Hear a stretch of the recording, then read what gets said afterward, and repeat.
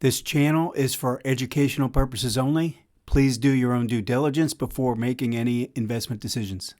Hi, this is Joe Rabil. Today we're going to talk more about MACD. And I know we've looked at a lot of different things. One thing I haven't really covered in depth is what happens when MACD is so strong that you don't get any pullbacks to the zero line. We've talked a lot about the zero line over the last month, but in this case, this is a stock that's really powerful, making a move, and it's really not giving you opportunities we've been talking about. So what do? I'm going to show you some examples of some really great trading opportunities with MACD. All right, now if you want to learn more about some of these techniques, I would suggest going to my book. I cover MACD, and I go into a lot of depth in that. But you can click the link in the description to find out more.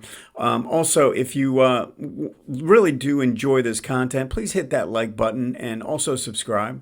So we got the stock of Palantir Technologies up, and this has been just a horse. This thing has run really strongly over the course of the last year or 2 years. But if you notice what's taken place, and first I'm going to take a look at the weekly, you can see that it jetted away and it really hasn't spent a whole lot of time near zero. It just has continued to move higher. But even on the weekly chart, and typically when I'm giving these types of examples, you get a lot more opportunities off of a daily chart. But you can see what's taken place here. We had this move to the upside on this move here in January of 2025, and it moved up till third week of February, and then pulled back into April. And we made a double bottom, but if you notice, the MACD actually made a lower low. So this is an opportunity to look at this as a reverse divergence. Okay, and we get a really strong move and to the upside, and then it actually does pinch. Now, if you notice, one of the things you want to be aware of, if you have red bars, but you don't get the lower highs, I still think you can count that as long as you can see a real pinch taking place here.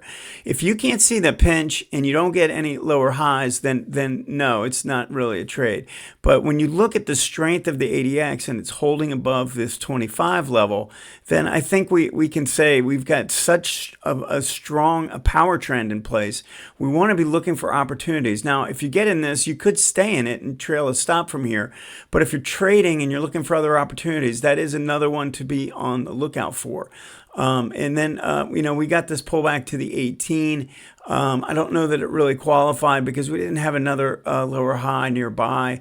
But anyway, so if you notice what's taking place right now, we actually are making another lower low, and this is making a considerably higher low.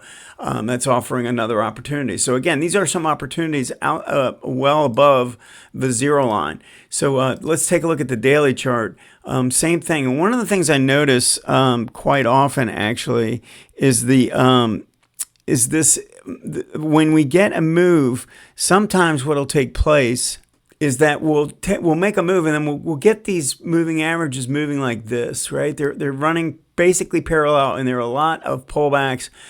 We saw this in the run up into the top in 2021 for the S&P. And if you notice, so let's just erase this so you can really see. So we make this move up and we pull back to the 18, rally up, come back. You can see we're making a reverse divergence here. All right, now that was a very short-lived trade, and maybe you didn't even make any money, but that is considered a reverse divergence buy near the 18. Okay, and then we move higher. We get another one that sets up where we make a push to a high, come back to the 40. All right, now there are opportunities at the 40 when we're in this position where we're extended from the zero line.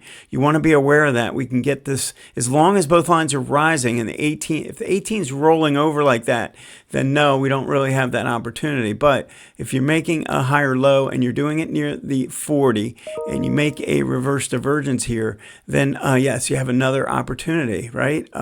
So you just want to continue to watch for these. I think this was another lower high here, and this is a higher, not a higher high, a higher low, very close. Let me just see if I don't want to make anything up here. I think we've made, It's really close. It's, I guess, basically a double bottom, but this is making a considerably higher low. So you could still consider that a reverse divergence as well. And then we're doing it again right here. You can see we're basically making bottoms at the same level, and this is dropping off. So those are the types of ways that you can be on the lookout for moves in the MACD. And I'd like it to be when the ADX is strong. Now the difference is, here's the difference. The weekly had very strong ADX, powerful, strong ADX, and the daily did not. All right. So how do we handle that? Well, the way I would do it is I would use all the daily trades as short-term trading opportunities off the MACD only. All right, so we're looking for 2 to 4 bars, 3 to 5 bar moves, stuff like that. On the weekly chart, we can play them for long, extended. We can actually get in and try and stay in and trail a stop because we have the momentum on our side. All right, so those are the types of ways I think you can use when ADX is extended. I mean, I can go back and show you. You can see this pullback. Look at this pullback here. You can see the reverse divergence shows up. Okay, let's look at a few. I want to give you an example of something that is actually so strong that it is not. So let's look at this daily chart where we're not even getting a break of the signal line. It's just kind of moving to the upside. Okay, it's not. There's no chance of a reverse divergence because we're making higher lows all the way, and it's never making a lower low on MACD. So in this instance, you have to look at it. Look at the strength of this move. You have to be looking for these little dips. Now these are pinch plays. They end up being pinch plays, but even if they're not, what I mentioned earlier is you can just be on the lookout for a 3-bar pullback. Right? If you get a 2 to 3 bar, I would say if you don't get a pinch, then look for a 3-bar pullback. If you do get a pinch, then you can follow the rules of the pinch. All right. Now, what I want to say here is we want to make sure, the way I know we've got a good enough pullback, because you can see we're a little bit too far away from the 18 here. It's not, ideal from that standpoint. We want to look at it to come a little bit closer. The way I would do it is I would go and look at the smaller time frame. Now, let me see. I don't have that here. Let me, I'm going to switch the weekly chart to an hourly so we can see this. Now, if we go back, and I'm going to use the crosshairs so we can see, we're really looking to go back to these two pullback areas. And I kind of just want to prove, so let's just look at this. This is the first one. So we get this move to the downside. You can see that we had an opposing trend pattern. The 18 crossed down below the 40. MACD came down, actually overran the zero line a little bit. And ADX pulled down and went to a low ADX condition, right? So we have this move. We come down. We didn't get an ABC down really because we didn't have we can't really draw a trend line. But we did have a move inside the zone that came back and tested that 18 and then turned back to the upside. To me, that was a pretty good trigger on this specific trade. And then on this one, it was a little bit more awkward. You might not have been able to get in this until over here, where it really looked like it was sort of a lever pulling here and getting ready to go. The 2 moving averages are rising. It's pretty rare. I'm waiting for it to turn into an uptrend, but in this case, it was really kind of sloppy the way it played out.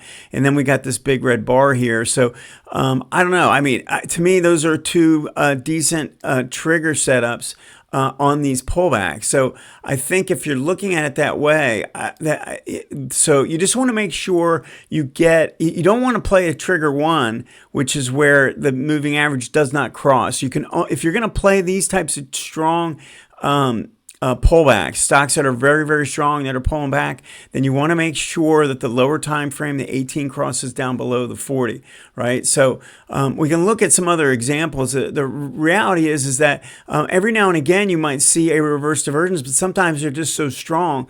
You're just watching for pullbacks and using the 2 time frames together to make sure you're getting a quality pullback. To me, once you got up in this area here, this is just turning into a volatile mess. All right, this is not the area. I mean, every time you either had a gap down into the support area and then turn around, or you gap up on the trigger, just not a high quality setup. The volatility is skyrocketing. Just a good place where you could easily get stopped out just based on the way it's trading. So just be kind of aware of that. But you can look for these. I don't have a problem looking for really, really strong stocks, but just be aware of what the risks are. Make sure you know how you're looking for pullbacks, and I think you'll be on the right track. Let me know if you have any questions. Thanks.